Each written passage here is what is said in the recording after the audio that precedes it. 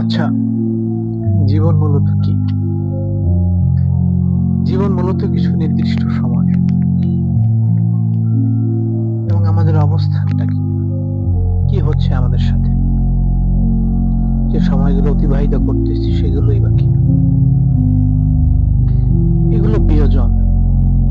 আমরা ছোটবেলায় শিখেছি যে বিয়োজ্য, বিয়োজন, বিয়োগফল। বিয়োজ্য কোনটা? ধরেন সেই ১০০ টাকা যেটা আমাকে মা দিয়েছে। বিয়োজন কোনটা?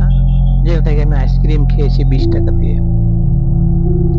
আমার কাছে এখন থাকলো কত? ৮০ টাকা। বিয়োজন তাহলে কি? বিয়োজন হলো সেই অঙ্কটা যেটা আমি ব্যয় করে ফেলছি। জীবনও ঠিক ওইরকম, যে একটা নির্দিষ্ট হায়াত নিয়ে আমরা দুনিয়ায় এসেছি, এবং বিয়োজন হলে এই প্রতিটা মুহূর্ত যা আমরা অতিবাহিত করছি।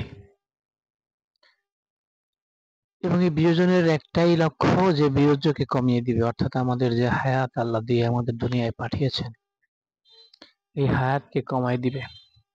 এবং প্রতিটা মুহূর্ত, প্রতিটা সেকেন্ড আমাদের থেকে বিয়োজন হয়ে কমে যাচ্ছে।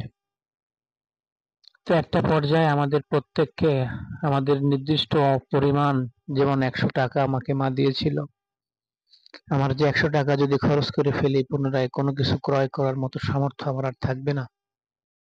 ঠিক তেমনি আমাকে যে আল্লাহ নির্দিষ্ট সময় দিয়েছেন, নির্দিষ্ট সময়টুকু বিয়োজন হতে হতে যখন শেষ হয়ে যাবে, তখন আমি আর এই দুনিয়ায় থাকতে পারবো না।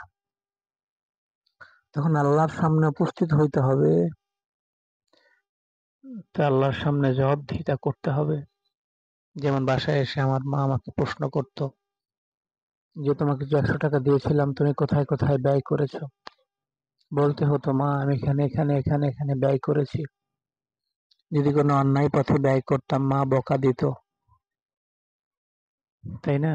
ঠিক সেম ভাবে, একই ভাবে, যে আল্লাহ যে সময়টুকু আমাদেরকে দিয়েছেন, এই সময়টুকু যদি আল্লাহর পথে বাদ দিয়ে অন্য কাজে ব্যয় করি, আল্লাহ যা করতে বলছেন তা বাদ দিয়ে অন্য কাজে ব্যয় করি, নিজের ইচ্ছা মতো ভাবে, নিজের মন মতো ব্যয় করি, আল্লাহ কিন্তু আমাদেরকে প্রশ্ন করবেন।